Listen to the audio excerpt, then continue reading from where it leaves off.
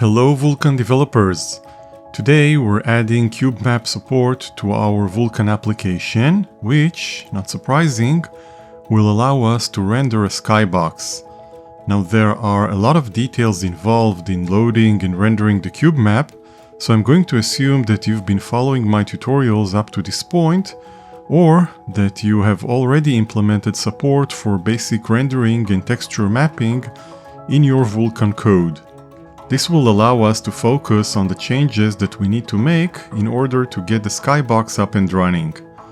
So let's begin with the skybox class. This class encapsulates all the Vulkan handles that we need for the Cubemap. We've made a very similar design choice in OpenGL.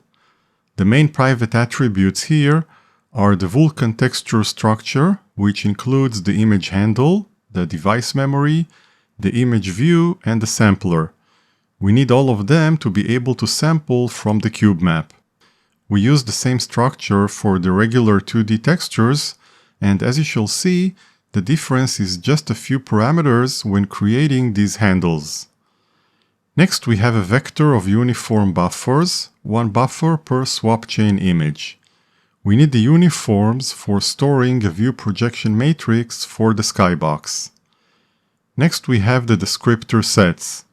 We need them in order to configure access to the uniform buffer and the Cubemap texture in the shaders. Notice that this is a vector of vectors. The outer dimension is for swap chain images, and the inner dimension is for submeshes. This is because the graphics pipeline v2 class, which allocates the descriptor sets, is kind of tailored for the VK model class, which is based on the notion of multiple submeshes. In our case, we're simply going to treat the skybox as having a single submesh. In the future, I hope to make the graphics pipeline class more generic. Next, we have the two handles for the Vertex and Fragment shaders, and a pointer to the graphics pipeline v2 class. We are using the same class for rendering models, which were loaded using the SIMP library. There are a few changes here for Cubemapping, which we will see later on. In terms of the public interface of the class, we have the init function, which takes a pointer to the Vulkan core and the texture file name. We also have a function that records the rendering of the skybox into a command buffer. Again, very similar to the VK model class. And a function to update the uniform buffers with the transformation. The record function is called once when the program starts, and the update function is called on every frame. So let's see how to initialize the class. First, we create the uniform buffers using the Vulkan core as usual. The size of the uniform buffer is the size of a single GLM 4x4 matrix. This is the only uniform variable that we have. Next, we load the Cubemap texture.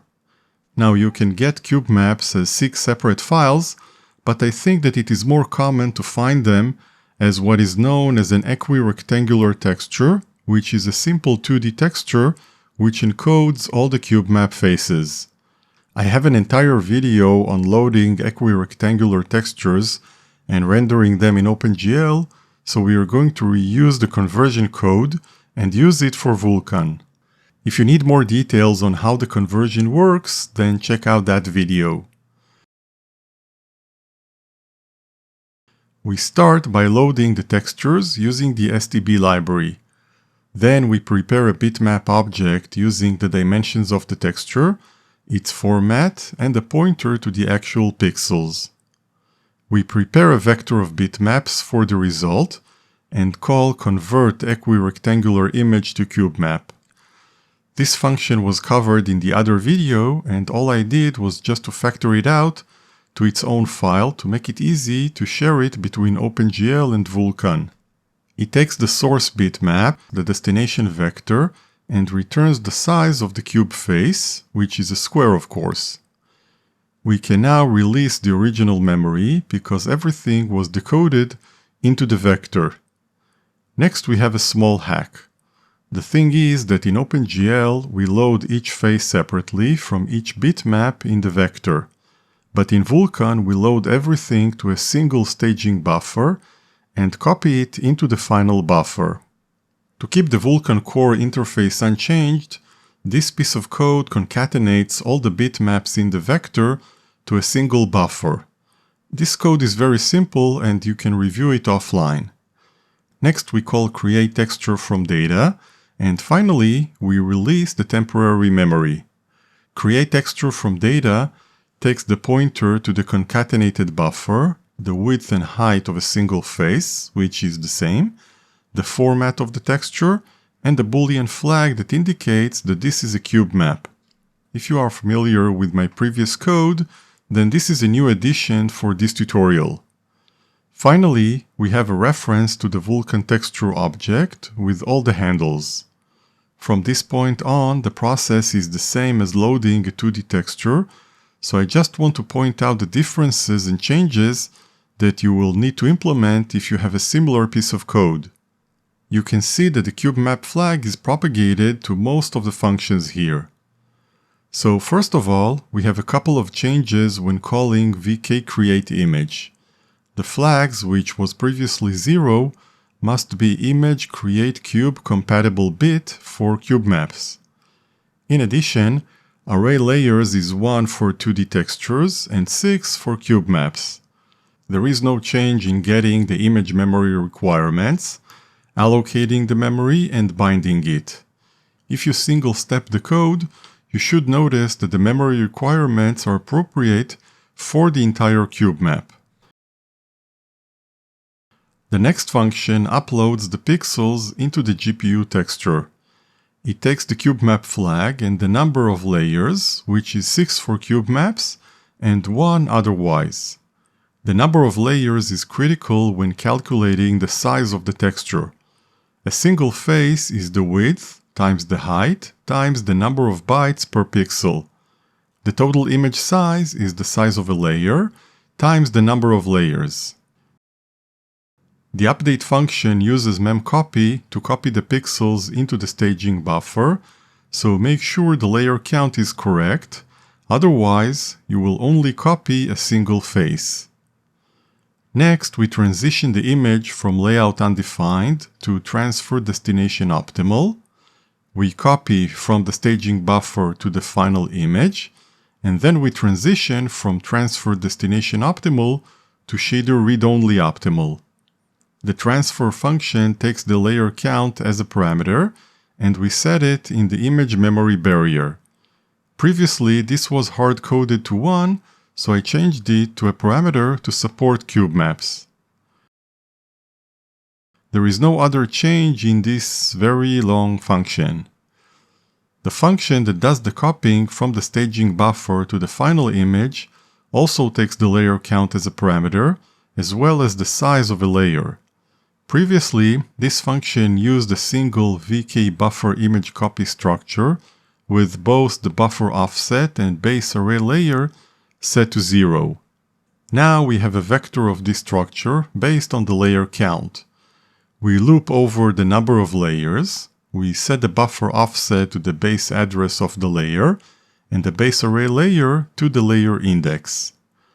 Then we call cmd copy buffer to image as usual, with the base address of the vector and the number of elements.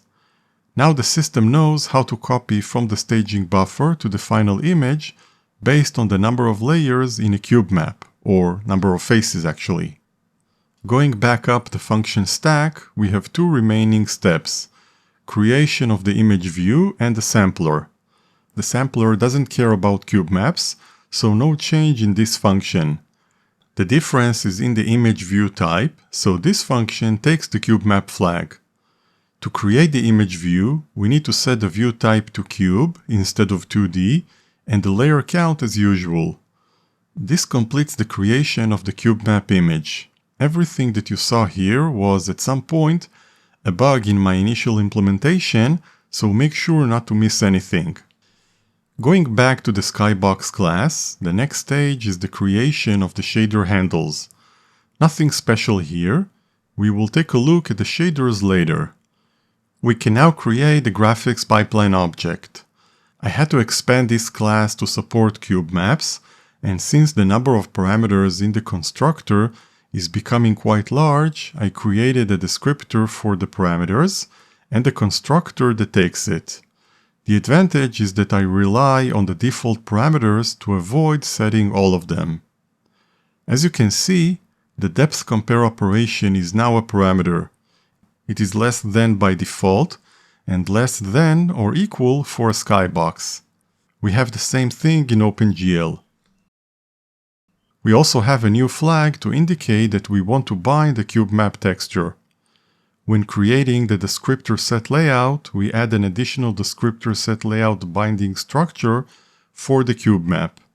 I've added a dedicated binding point for it to avoid clashes with the other resources. Also remember to set the depth compare op in the depth stencil state using the new parameter. The final thing here is the creation of the descriptor sets. The allocation is done using the graphics pipeline object. This is the same as the corresponding code in the VK model class, except that the number of submeshes is always 1 for the skybox.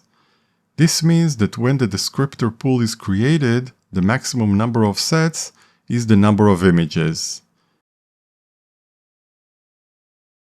And when we allocate the descriptor sets, we create one descriptor set per image, and each descriptor set reuses the same descriptor set layout which was already created. We can now go ahead and populate the descriptor sets. We have a total of 2 descriptors, a uniform buffer in the Vertex shader and a cubemap in the Fragment shader. Multiply 2 by the number of images, and that's the number of right descriptor set structures that we need. We use the same cubemap for all images, so we need just one descriptor image info structure, and we update it using the sampler and image view from the texture which we just loaded. Next, we have a vector of descriptor buffer info for the uniform buffers, one element per image. We set the handles using the uniform buffers which we have just created. And now we just need to loop over the number of images, and for each image, prepare a right descriptor set structure for the uniform and the cubemap. The right descriptor set of the image is very simple. They are all pointing to the same image info, and for the uniforms, we set it based on the image index. Also make sure to set the destination binding using the same binding scheme that we used to create the layout. Finally, we call update descriptor sets using the vector which we have just populated as usual. This completes the initialization of the Skybox class.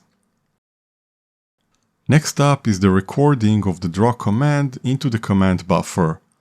The record command buffer function takes the command buffer and the image index as parameters. It binds the pipeline to the command buffer, which in turn calls vk-cmd bind pipeline. Then it binds the descriptor sets to the command buffer. Make sure to use the correct set for this image. And finally, we call vk-cmd draw to render 36 vertices. 36 is of course the number of vertices in the 12 triangles in a cube, and we use a little trick in the Vertex shader to avoid the need of a vertex buffer. The final function in this class updates a transformation matrix into the uniform buffer for the current image. Nothing new here, this is the same function that we use for the models. This completes the Skybox class, so now we can take a look at the shaders. In the Vertex shader, we have a uniform buffer for the view projection matrix. To avoid the use of a vertex buffer, both the vertices and indices are provided as static arrays directly in the shader. Okay, 8 vertices and 36 indices. We extract the index using the system-generated value GL vertex index, and then we can get the vertex from the position array, add 1 in the W component, and multiply by the view projection matrix. Remember that we need to set Z to W in GL position so that perspective division will always get us 1 in the Z component. We also have an output 3D vector, which is the original position of the vertex. This guy will be interpolated across the triangle face and allow us to sample from the cube map. The fragment shader is even simpler. We have a uniform sampler cube. Again, make sure the binding matches the application code. We use the input direction vector to sample from the cube map, and that's our output color. And that's our shaders. If you need more details on how the skybox actually works, simply check my OpenGL video on that. The theory in Vulkan is the same. Finally, we can take a look at the integration into the application code. This is very simple due to the encapsulation of most of the logic in the Skybox class. We have a Skybox member in the application class. We initialize it in the init function, takes a pointer to the Vulkan core and the path to the texture file.